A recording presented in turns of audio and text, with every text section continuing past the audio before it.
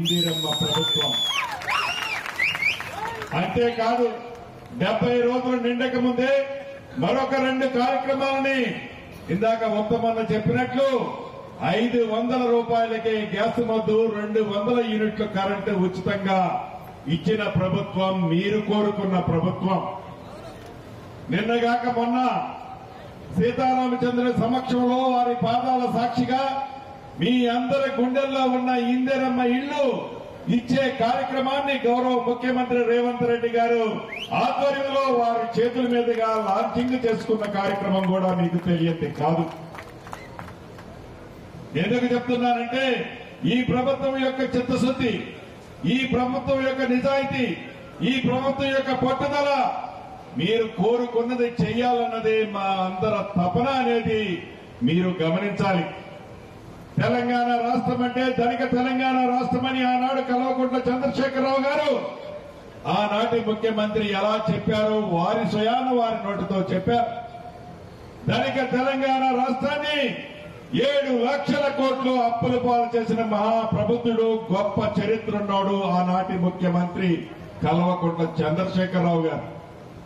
అప్పులైనా సరే మనసుంటే మార్గం ఉంటది అని ఈ ప్రభుత్వంలో రేవంత్ రెడ్డి గారి నాయకత్వంలో కేబినెట్ మంత్రులమైన మేమందరం నిత్యము ఏదో రకంగా ఇచ్చిన కార్యక్రమాన్ని చెప్పిన మాటను నెరవేర్చాలని నిత్యము మీకు ఇచ్చిన వాగ్దానాలు పూర్తి చేసే దాంట్లో ఈ ప్రభుత్వం ఈనాడు పనిచేస్తుంది.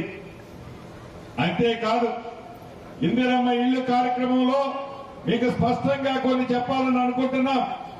ఆనాడు దివంగత నేత రాజశేఖర రెడ్డి గారు ముఖ్యమంత్రిగా, కాంగ్రెస్ ముఖ్యమంత్రిగా ఉన్నప్పుడు ప్రతి ఊళ్ళో కావలసినన్ని ఇందిరమ్మ ఇళ్లు ఇచ్చిన ఘనత ఆనాడు ఇందిరమ్మ ప్రభుత్వం, కాంగ్రెస్ ప్రభుత్వానిది. మళ్లీ అటువంటి పరిపాలన ఇస్తుంది ఈనాడు మీ దీవెనలతో వచ్చిన ఇందిరమ్మ రాజ్యం. నమ్మకంతో ఉన్న ఈ 2160 ఫ్లాట్లు 6-7 నెలల్లో 7-8 నెలల్లో పూర్తయితే హుజూర్ నగర్ పట్టణంలో ఇల్లు లేని ఒక్క కుటుంబం కూడా ఉండదు అని చెప్పిన మాట.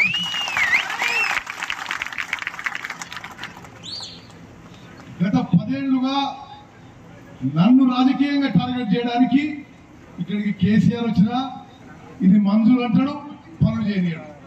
కేసీఆర్ వచ్చిండు, కేటీఆర్ వచ్చిండు, జగదీష్ రెడ్డి వచ్చిండు, ఇంకో మంత్రి వచ్చిండు. ప్రతి మంత్రి సురేష్ గారు వచ్చి ప్రకటన చేసి ఆహాహా ఉత్తమ్ కుమార్ కాన్స్టిట్యూన్సీ పనులు కానియదు.